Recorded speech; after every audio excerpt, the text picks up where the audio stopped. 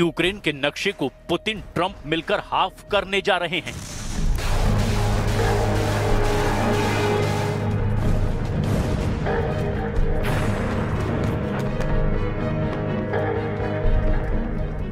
इसके बाद पुतिन अकेले कई देशों को साफ करने के सिग्नल दे रहे हैं।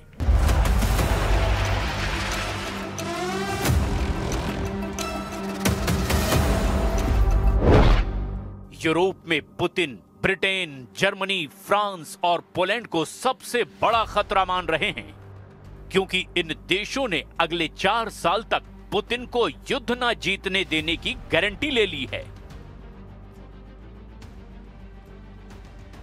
परमाणु युद्ध भड़काएगा पुतिन ट्रंप का याराना।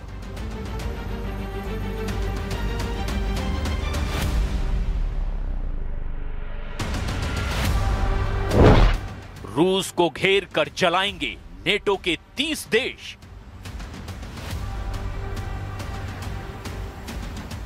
एक हफ्ते नहीं 4 साल टल गई पुतिन की जीत।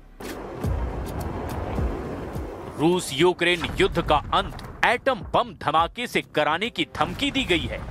यह धमकी सीधे पुतिन को दी गई है। एटमी धमकी की आंच ट्रंप तक पहुंची है, क्योंकि दोनों लीडर जिस तरह यूक्रेन से सलूक कर रहे हैं, जिस तरह यूक्रेन का गला घोंटा जा रहा है, जिस तरह जेलेंस्की को मजबूर किया जा रहा है, वो यूरोप की महाशक्तियों को बर्दाश्त नहीं हो रहा। रूस अमेरिका के डबल प्रेशर से छटपटा रहे यूक्रेन का साथ देने का ऐलान नेटो के 30 देशों ने अब कर दिया है। यूक्रेन को उसका हक दिलाने के लिए यूरोपीय यूनियन युद्ध में डायरेक्ट एंट्री के सिग्नल दे रहा है। रूस के खिलाफ गुस्से का जबरदस्त उबाल है। जिस देश ने सबसे ज्यादा आक्रामक रुख अपना लिया है वो है जर्मनी। हालांकि ट्रंप की पीस डील जिस पर पुतिन राजी हैं, वो 50 देशों को पच नहीं रही। ट्रंप के शांति प्रस्ताव को नहीं मानेंगे बाल्टिक देश। ट्रंप के शांति प्रस्ताव पर नेटो में 2 फाड़। ट्रंप के शांति प्रस्ताव पर यूरोपियन यूनियन को ऐतराज। ट्रंप ने समझौता नहीं, महायुद्ध भड़का दिया। पुतिन से नाराज देशों का पावरफुल गठबंधन तैयार हो चुका है। जर्मन चांसलर फ्रेडरिक मर्ज का ये ऐलान सुन लीजिए। ये पुतिन विरोधी अलायंस के मोस्ट पावरफुल लीडर में से एक हैं। Versorgung der Ukraine zu lindern. Kein Wort davon bei dem ersten Beitrag, den wir heute Morgen gehört haben, meine Damen und Herren. Auch das ist ein Zeichen, wie menschlich Sie denken über das Schicksal eines Volkes in unserer unmittelbaren Nachbarschaft, das Sie in diesen Tagen, Wochen und Monaten. Germany रूस में सीधे ठन गई है। Germany युद्ध की तैयारियों में जुट गया है। जर्मनी ने रक्षा बजट और हथियारों को बढ़ाने की घोषणा कर दी है। जर्मनी मिलिट्री मॉडर्नाइजेशन में तूफानी तेजी शुरू कर चुका है। जर्मनी ने स्ट्राइक ड्रोन के लिए 6 नई यूनिट बनाने और अगली पीढ़ी के लॉन्ग रेंज वेपन सिस्टम तैनात करने की घोषणा की है। जर्मन आर्मी के इंस्पेक्टर लेफ्टिनेंट जनरल क्रिश्चियन फ्राइडिंग ने कहा कि जर्मनी कामिकोजे ड्रोन जैसे शिकारी ड्रोन को टेस्ट करना शुरू कर चुका है। और इतना ही नहीं, जर्मनी ने 2026 के फेडरल बजट में यूक्रेन को 3 बिलियन यूरो की आर्थिक मदद को बढ़ाकर अब 11.5 बिलियन यूरो कर दिया है। जर्मन चांसलर ने यूक्रेन विंटर वॉर में रूस को टक्कर देने के लिए हथियारों की सप्लाई कम नहीं पड़ने देने का वायदा किया है। जर्मनी ने पुतिन के साथ ट्रंप पर भी निशाना साधा है। फ्रेडरिक मर्ज ने कहा कि बिना यूक्रेन और यूरोप की सहमति के कोई भी समझौता माना नहीं जाएगा। जर्मन चांसलर ने यह तक कह दिया कि यूरोप के देशों को मोहरा नहीं बनाया जा सकता।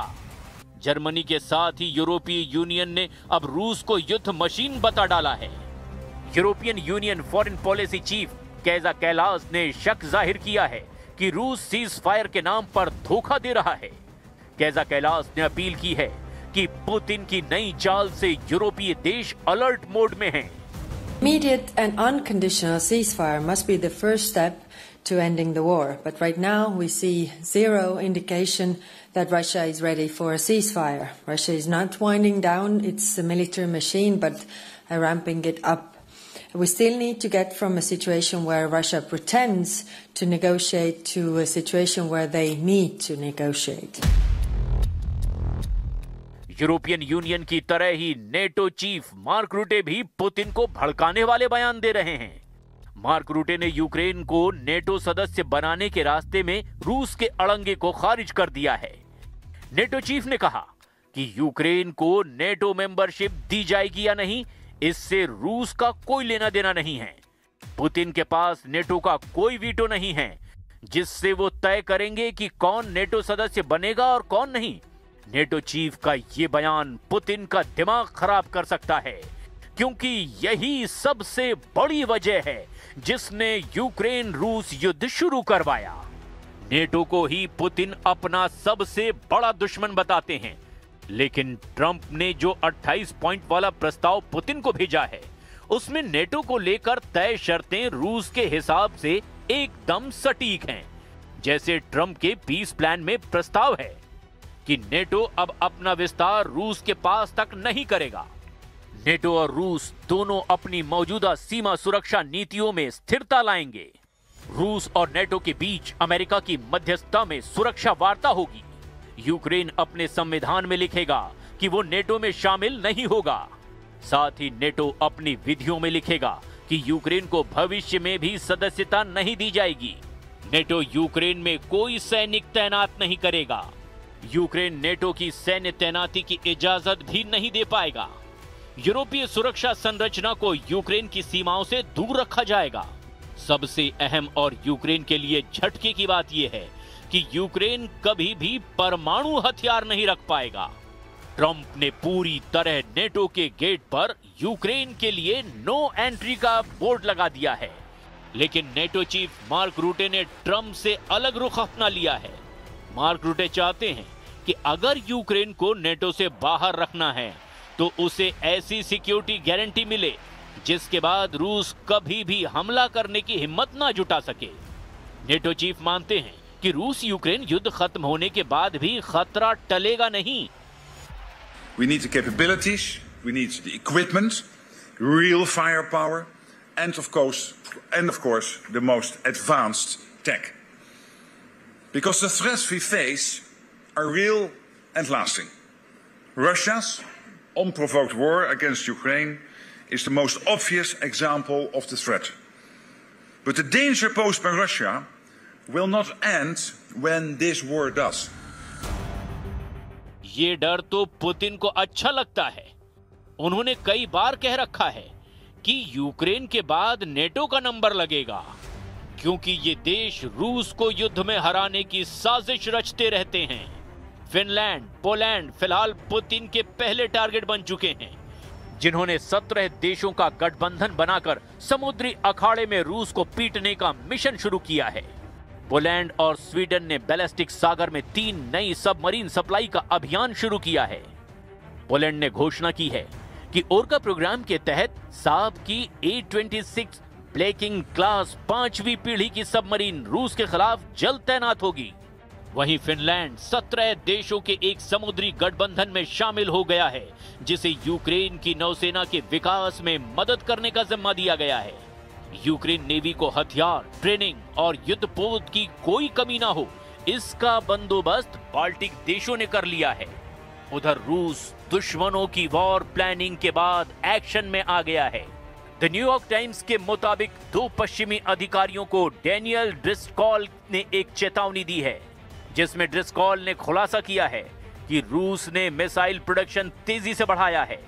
रूस साल में लगभग 2900 क्रूज और बैलिस्टिक मिसाइलें असेंबल कर रहा है।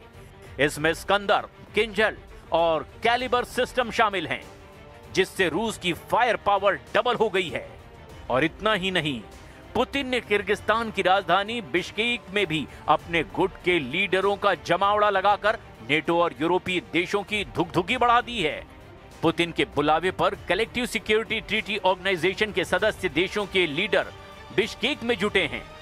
व्लादिमीर पुतिन के साथ बैठक में बेलारूस के प्रेसिडेंट अलेक्जेंडर लुकाशेंको, कजाकिस्तान के president Kassym Jomart Tokayev, Tajik president Emomali Rahmon का किर्गिज प्रेसिडेंट सादिर जापारोव पहुंचे। पुतिन ने कलेक्टिव सिक्योरिटी ट्रीटी ऑर्गेनाइजेशन की मीटिंग में सभी देशों को कमांड और कंट्रोल को बेहतर बनाने का सुझाव दिया है। Основные усилия сосредоточим на повышении боеспособности национальных контингентов и совершенствовании управления коллективными силами. Предлагаем запустить масштабную программу оснащения коллективных сил современными образцами российских вооружений.